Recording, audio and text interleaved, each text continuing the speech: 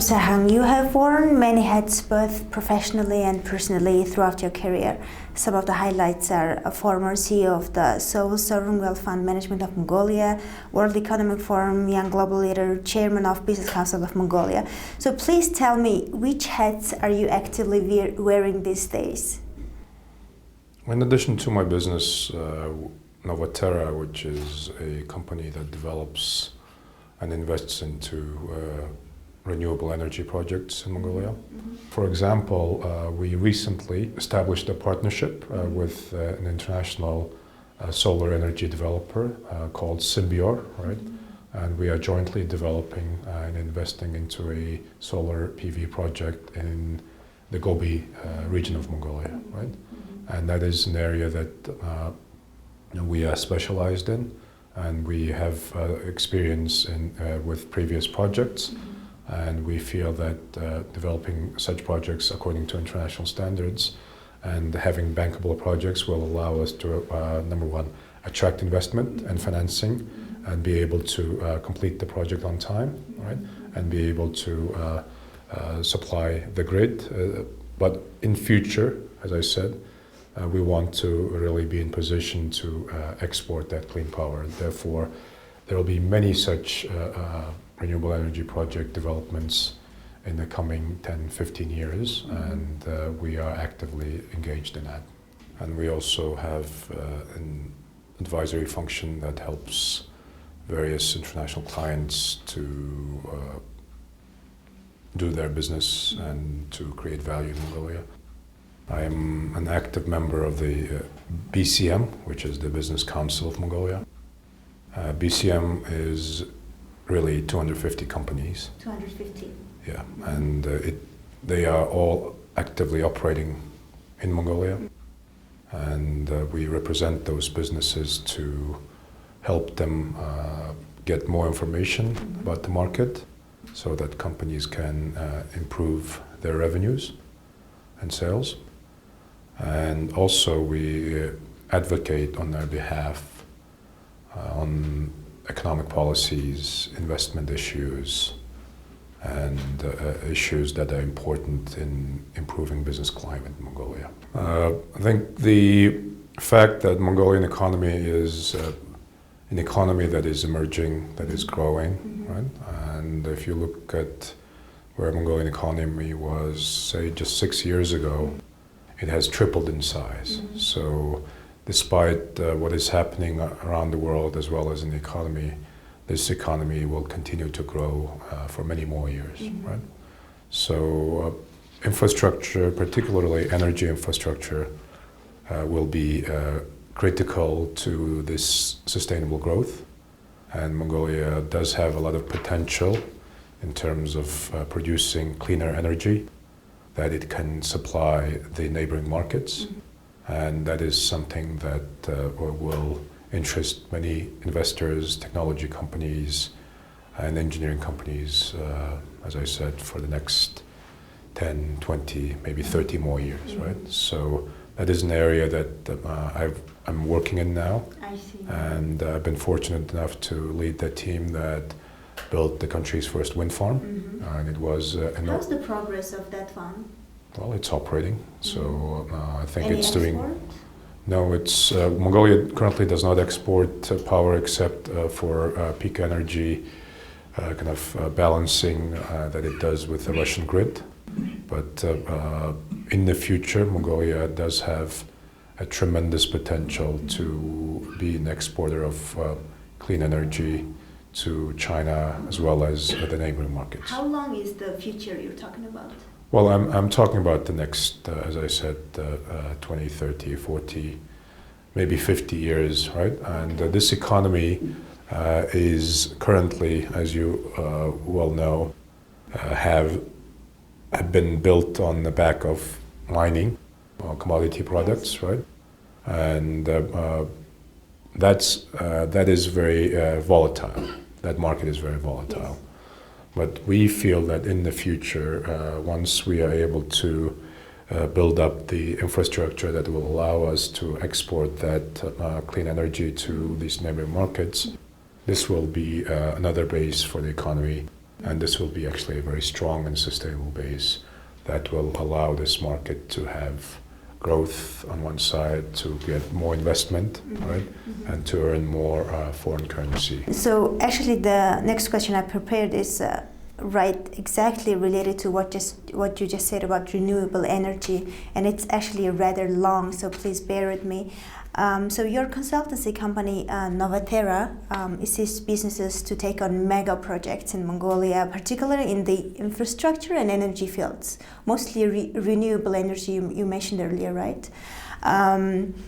Embarking on mega projects has its pros and cons, of course. Of course, on the pros side, it can bring a substantial amount of financial benefit to the investors. But on the other hand, it can also be crippled by complicated multi-stakeholder engagement or prolonged negotiation process, and maybe even unwanted encounter with populists. So what I'm trying to ask is, according to the company profile, Novaterra has wide experience in strategically positioning its clients in the Mongolian political and economic environment. Also, the company is quoted to have proven track record in winning negotiations and agreements with the Mongolian government, which is not something anyone can do. So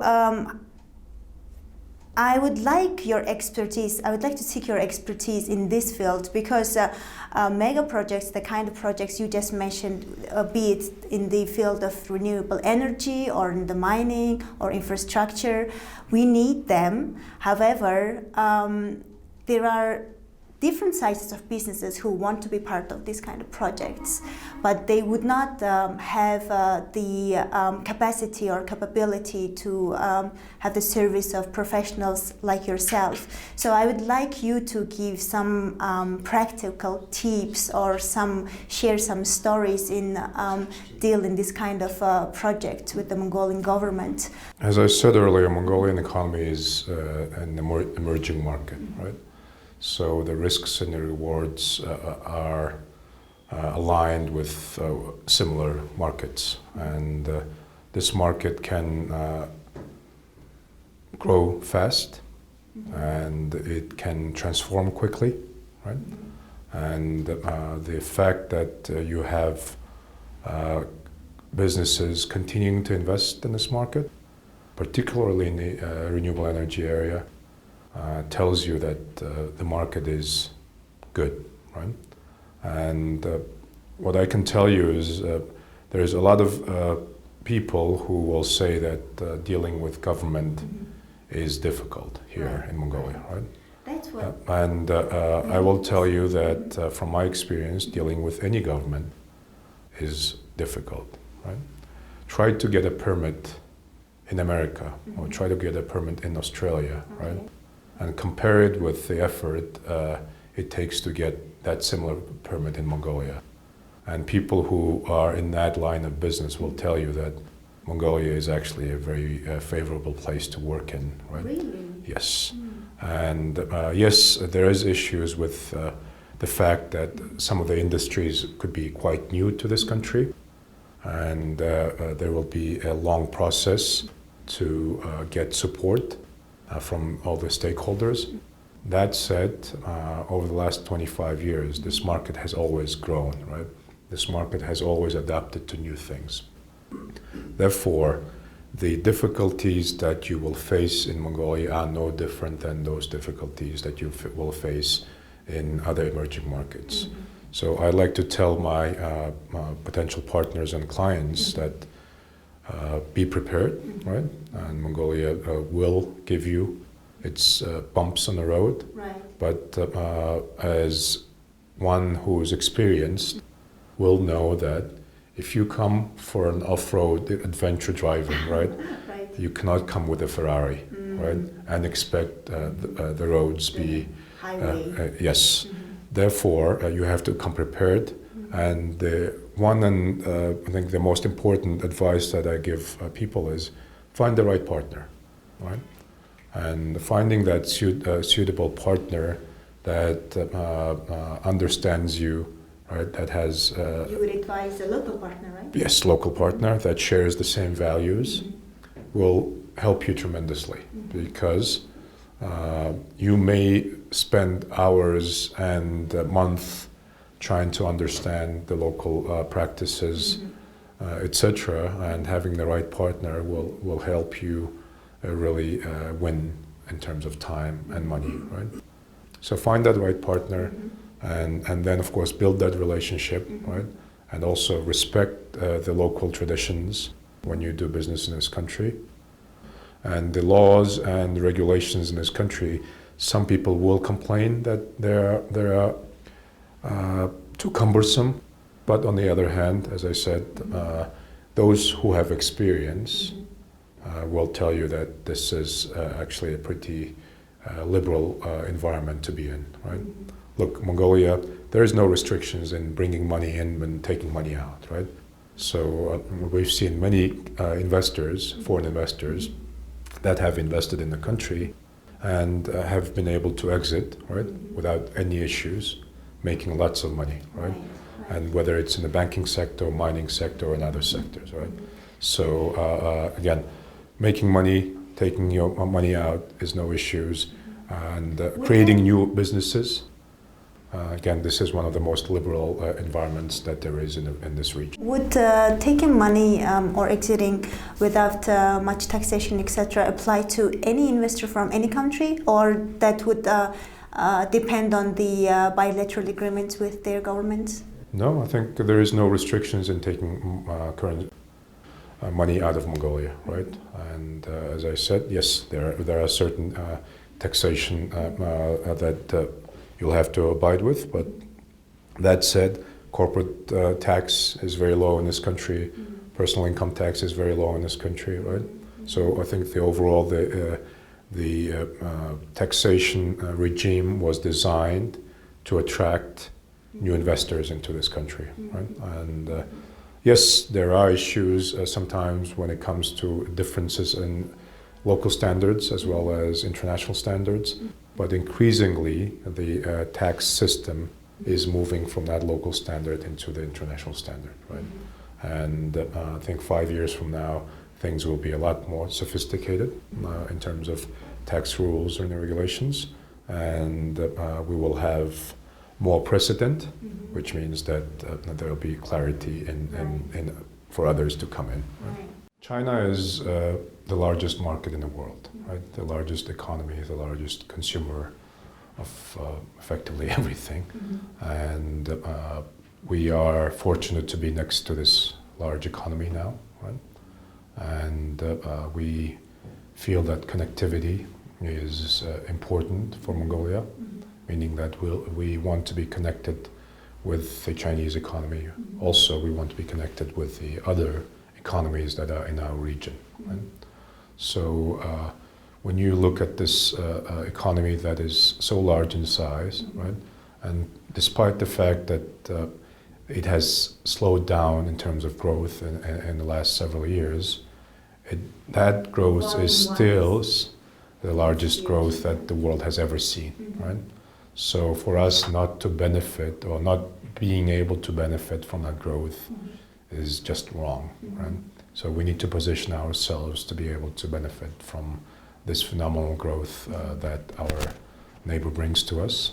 And in order to do that, we need to attract more capital in this country, more modern technologies into this country, better management, right? And this will allow us to build those businesses that will constantly supply products to the market in China as well as neighboring markets. Right? And so China market is an opportunity for Mongolia and is an opportunity for investors who are interested in Mongolia and all who have invested in Mongolia. It all sounds so promising when you talk about the Chinese growth potential and our proximity to China, etc. However, due to different factors, namely political factors, I would say, a lot of the projects have been withheld, and it seems like we've been moving too slow to get a fair share of this development. Would you agree with that? Mongolia is a democracy, right? And when somebody owns and manages a business in this country, right, we know that every 4 years there will be an election. We know that there will be some changes in policy, right? So that's a given, right? And that's probably one of the reasons why people would invest in Mongolia is the fact that it is a democracy, and it has a system where the people elect the government, and the government hopefully continues with the growth policies, etc. As I said, the economy grew 3 times in size in the last 5-6 years, right? Which means that yes, it is growing. Do we want things to be faster? Absolutely. But do we want things to be right? That's the key, right? Which means that businesses must understand the competitive nature of the market that we are in now. So we are effectively competing against companies in Indonesia, Australia, or Canada, right? Yeah.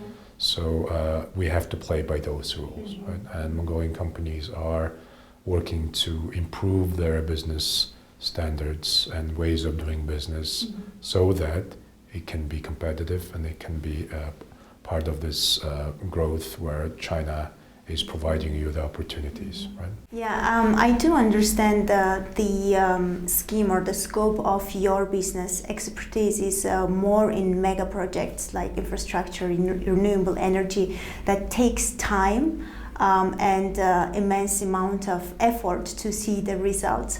But how about the businesses or investors that are looking into Mongolia and thinking, what can I do in Mongolia to get my benefits in the short term and not as long as this kind of mega projects?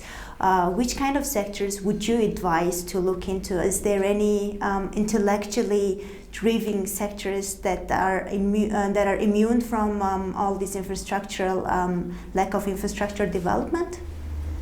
Well, if you look at Mongolia in the last 20 or so years, since we've had internet, right, and since we had the mobile phones, meaning really information, right, or access to information, then that industry has developed tremendously, right? So I can tell you that we probably have better mobile service than one would experience in New York City, right? And I can tell you, where I lived. We may have better internet speeds than some European countries, for example, right? So it tells you that those industries that there was where it was less government involvement and competition was allowed amongst the private companies, then you can really see the difference in terms of maturity of the sector, and you can see that customers at the end of the day benefit, right, from better quality service as well as lower prices.